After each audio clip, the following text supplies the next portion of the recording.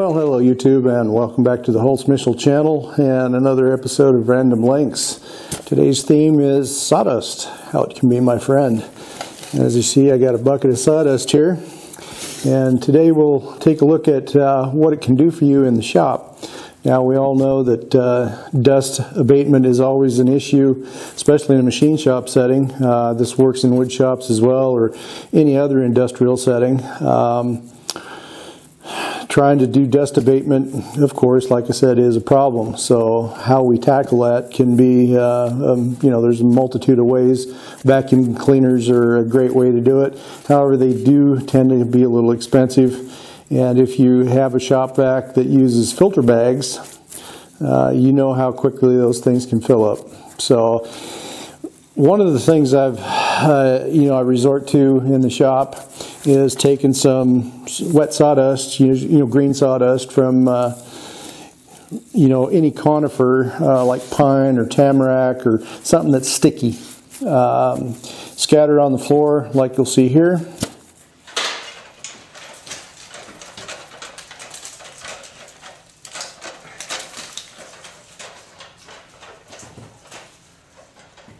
And then spread it around, step on it a little bit, work it in, and then sweep it back up. Now here's some footage of as I'm sweeping in front of the lathe with the broom before I put down the sawdust.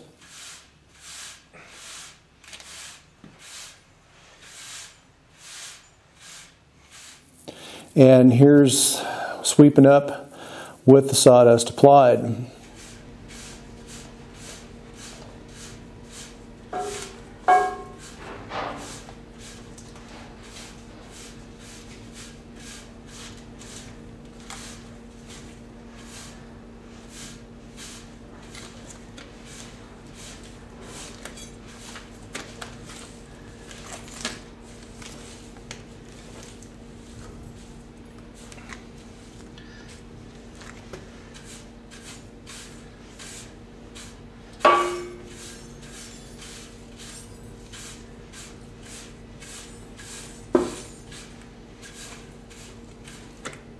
So as you can see, there is quite a bit of difference as far as the dust that gets stirred up, and the problem is when it gets stirred up, it's carried off to other parts of the shop and reaccumulates there. So then you're essentially doing the job over and over and over again and not really gaining any ground.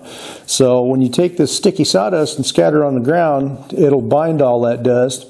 Now here, for example, here's a picture of before and after. So this is the sawdust fresh on the left-hand side and used after everything is done.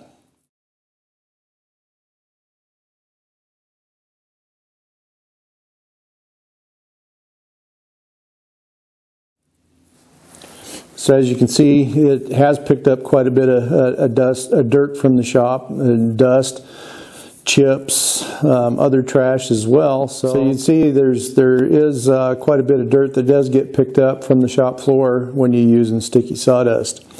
Now, you can use just about any sawdust. Just be aware that sawdust from hardwoods or woods that don't have any sap in them, you should supplement that with something like pinesol or a detergent of some sort that breaks the water tension a little bit and binds the dirt, because wet sawdust, it will have some water in it, and of course it won't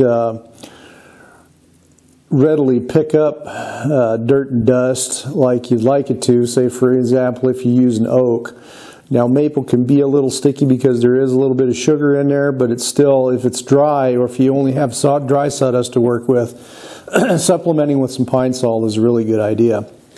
And then that way you're disinfecting the floor as well, and all at the same time. Back in the 1800s, when saloons were still a big thing in the Old West, they would scatter sawdust on the floor, one for a hygiene problem, people not using the spittoons, and then two, the manure that was stuck to people's boots as they'd track it into the establishment, it would fall off and accumulate. So that way the sawdust would also pick that up. And then thirdly, the dust abatement. A lot of old western towns are just quite dusty, plain and simple. And by scattering sawdust on the floor, you also did some dust abatement as well. And so at the end of the day, when the customers all left and the saloon keeper would sweep up the floor, this floor would be beautifully polished. You could add a little wax in there too to kind of help have the sawdust help buff the floor in the process. A lot of old floors in old saloons are still a little bit shiny, and that derives from that application of sawdust. So just because the old sawdust or the sawdust that you've used to clean the shop with, especially in the wintertime, you can burn this stuff. But you can also use it for a traction aid on ice. As an example, here's some boilerplate ice.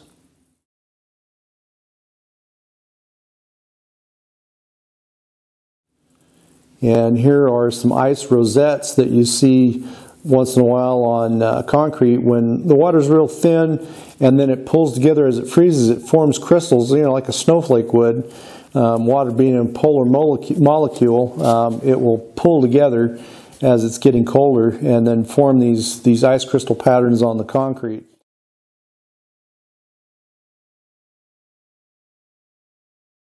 And if you step on them, if there's just a little bit of a temperature difference, the temperature rises just ever so subtly, but still is frozen on the ground, you get a little thin coat of water on top, and that gets slicker and snot on a doorknob. Next thing you know, you're on your back like an old turtle and trying to get up. So by putting some of this stuff onto the sawdust,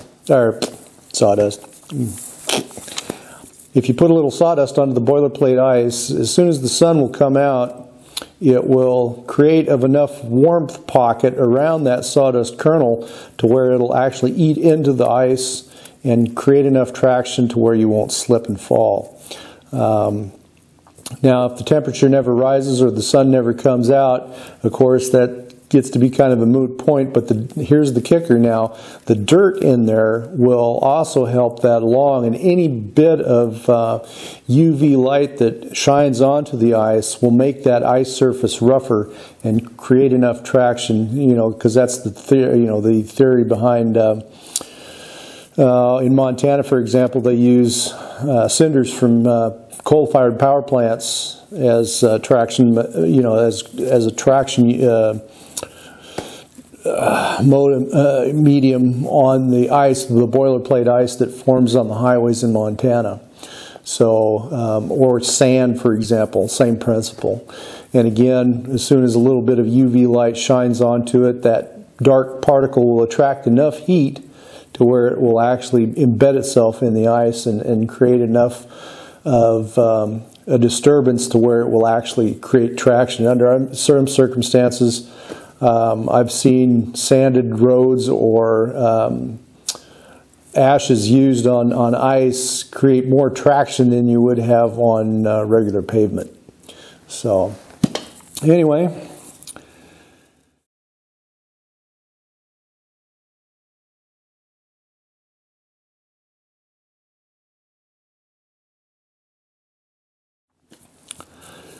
Well, YouTube, that's a wrap for today's episode of Random Lengths and Hot Shop Tips. Hot Shop Tips. Try and say that 3 times fast. This is the first of, several that'll come up eventually. So I hope you got a little something out of it. And if you did, by all means, let me know in the comment section below. And if you have any thoughts, critiques, comments, suggestions, or just want to say hi, put it in the doobly-doo down below as well. I always love to hear from the subscribers and, get to hear what's on their mind and get some feedback from everybody. It helps the channel grow a little bit. And if you're new to the channel, don't forget to click on that subscribe button, and we'll see you all again soon.